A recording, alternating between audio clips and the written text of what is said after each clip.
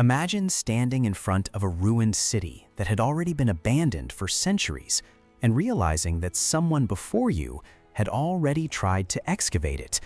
That sounds like modern archaeology, but some ancient kings were doing exactly this thousands of years ago. They dug into forgotten ruins, searched for ancient foundations, collected artifacts, and tried to reconstruct a past that was already disappearing from memory. So who were the first archaeologists? Today, we divide the past into periods and civilizations, but ancient people didn't have our timeline. They were living inside history themselves, and some were already looking backward, trying to understand civilizations that had existed centuries, sometimes more than 1,000 years before them. The Greeks offer one of the clearest examples of how difficult that could be. Writers such as Herodotus tried to preserve accounts of the past, combining observations with traditions and stories. But the further they moved into distant history, the harder it became to separate memory from legend. Ancient ruins could survive long after the people who built them had disappeared, but their identity could disappear with them. Around 401 BC, a Greek army known as the 10,000 marched through the ancient Near East. Near the Tigris River, they encountered enormous ruins belonging to cities that had once been among the most powerful in the region. They recognized them as ancient, but apparently misunderstood who had built them. One was Nineveh, another was Nimrud. Both had belonged to the Assyrian Empire. The city survived. Their memory had become blurred.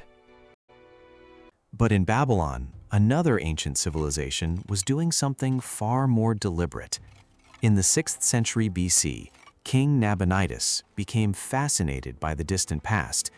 His workers excavated ancient sites, searched for original foundations, restored old temples, and investigated inscriptions left by rulers who had lived centuries before him. He wasn't simply rebuilding the past, he was trying to find it. At one site, the search became extraordinary.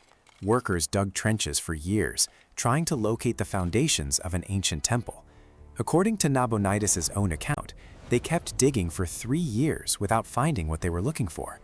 Then, a sudden rainstorm cut a channel through the earth. Nabonidus ordered the excavation toward it. They believed they had finally found the ancient foundation. At the Neo-Babylonians went even further. They restored and expanded an ancient ziggurat whose original construction dated roughly 17 centuries earlier. Think about that distance. To Nabonidus, this wasn't simply an old building.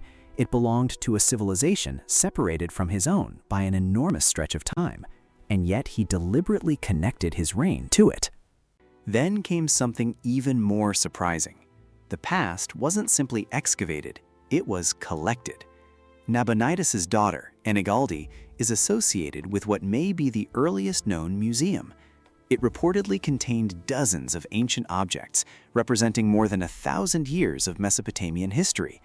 In other words, people in the ancient world were already preserving pieces of an even older world. But there was a crucial difference between ancient archaeology and archaeology today. They could discover the past without necessarily understanding it correctly. Ruins could be misidentified, old inscriptions could be misunderstood, and historical memory could slowly turn into legend. Ancient rulers could also use the past to strengthen their own claims to power and tradition. So, did ancient civilizations have ancient civilizations of their own? In a sense, yes. They knew that worlds had existed before them. They excavated ruins, restored monuments, collected artifacts, and tried to preserve memories of civilizations they inherited, but they didn't always understand what they found. Modern archaeology gave us better tools to investigate the past, but the instinct itself is much older. Thousands of years ago, people were already standing among ruins and asking the same question we ask today: who built this, and what happened to them? The past wasn't just something they inherited, they were already trying to uncover it.